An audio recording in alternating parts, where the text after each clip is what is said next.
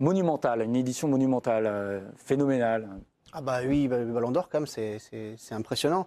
Après pour moi, ce serait pas mérité, même s'il a été champion du monde avec l'Argentine, qu'il a fait une énorme Coupe du Monde. Le Ballon d'Or, c'est sur toute la saison. Et pour moi, sur toute la saison, ça n'a pas été le meilleur joueur du monde.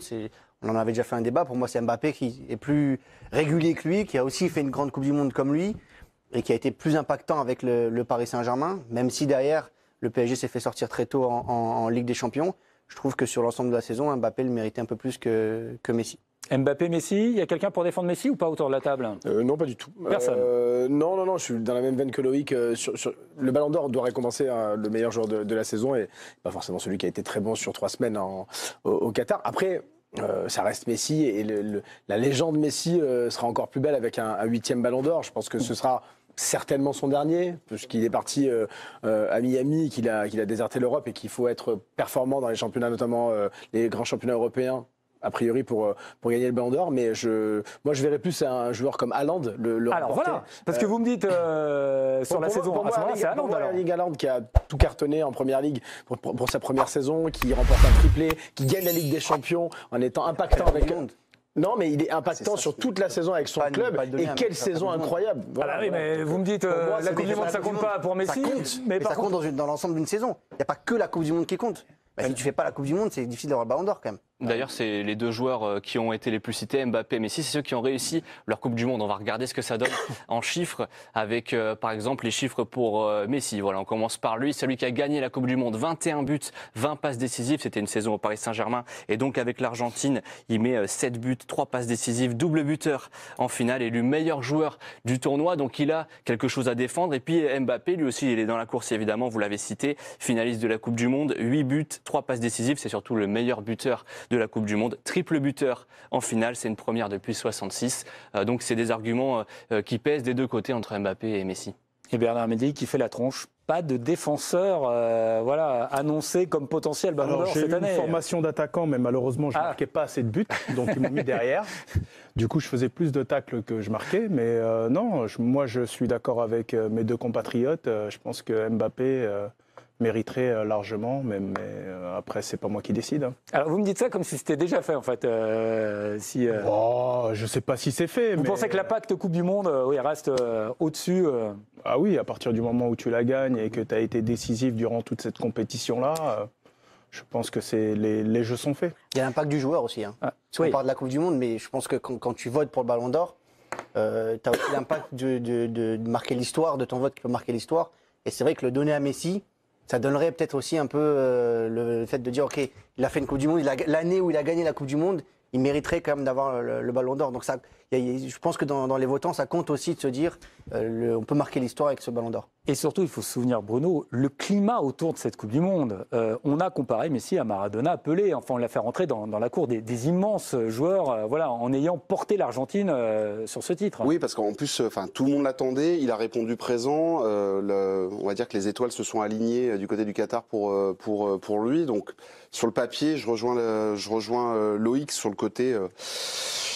Je ne lui donnerai pas, au vu de son implication sur la saison dans son propre club, parce qu'à un moment donné, il faut aussi s'impliquer pour devenir un grand champion. Là, il en est un, bien évidemment, il va en avoir peut-être. Je croise encore les doigts. Chaque année, on le dit quand même. Hein Chaque année, on dit il va en avoir un, il va en avoir un, et puis à la fin. Bah oui, moi, il a Walou. J'espère pour Mbappé, mais effectivement, sur le papier.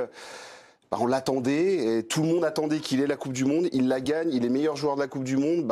La voie tracée, c'est de se dire, va chercher le Ballon d'Or pour couronner finalement cette saison extraordinaire pour lui. Je dis bien pour lui et pas forcément pour tout ce qu'il a fait dans une saison complète. Voilà, on rappelle maintenant, c'est sur la saison. Vous avez raison de le dire, c'est sur la saison 2022-2023. C'est plus sur l'année d'ailleurs, où Messi pourra aller chercher d'ailleurs dans cette année 2023 un autre grand titre. Oui, ça pourrait être les Jeux Olympiques pour Lionel Messi. En tout cas, c'est Javier Mascherano, l'entraîneur des espoirs actuels de l'Argentine, ancien international, on le connaît bien. Il a ouvert la porte à Léo Messi. Il a dit qu'avec la sélection, il peut faire ce qu'il veut. Ce sont ses mots. Il sera le bienvenu. Lui et moi avons une grande relation d'amitié. Et j'adorerais qu'il soit là, donc au JO cet été. On pourra avoir le duel Mbappé-Messi encore alors. Il les a déjà gagnés, les Jeux. En 2008. Vous ne voyez pas qu'il y retourne 2008. Je sais pas. C'est en pleine saison, non, en plus, la MLS. En août, il joue. Vous pensez que son club verrouillera? Plus difficile, ouais. Non. Donc on n'aura pas notre duel. Charlotte, je vous ai vu tout à l'heure prendre une photo, il me semble, avec le ballon d'or quand même. C'est pour que mon père il l'affiche chez lui. Je l'ai vu, je dis c'est pas possible, il est pas là. Bah oui, si, il est là. Enfin là, il est reparti, le il est vite ballon d'or. reparti par contre. Haute sécurité, vous le savez. Dans l'édition qu'on va avoir lundi, ça, voilà, il va y avoir évidemment ce moment quand même d'adrénaline, on va dévoiler.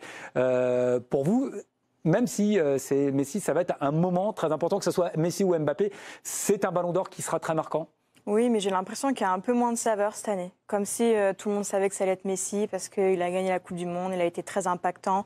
Je rejoins aussi mes camarades sur le fait que c'est sur toute une saison qui est important, il faut des stats. Mais c'est comme si on le remerciait de sa carrière, en fait. Là, il est parti en MLS. Ballon d'or d'honneur, quoi, un peu. Après, voilà, il peut arrêter sa carrière tranquille. J'ai plus l'impression que c'est cette saveur-là. Haaland et Mbappé vont en avoir des ballons d'or, il n'y aura pas de problème. Mais c'est vrai qu'il manque un peu de saveur, celui-là. Il y a moins de surprises, je trouve. Mais si jamais c'était lui, il faut quand même le savourer parce que, a priori, retournement de situation, mais ce serait son dernier.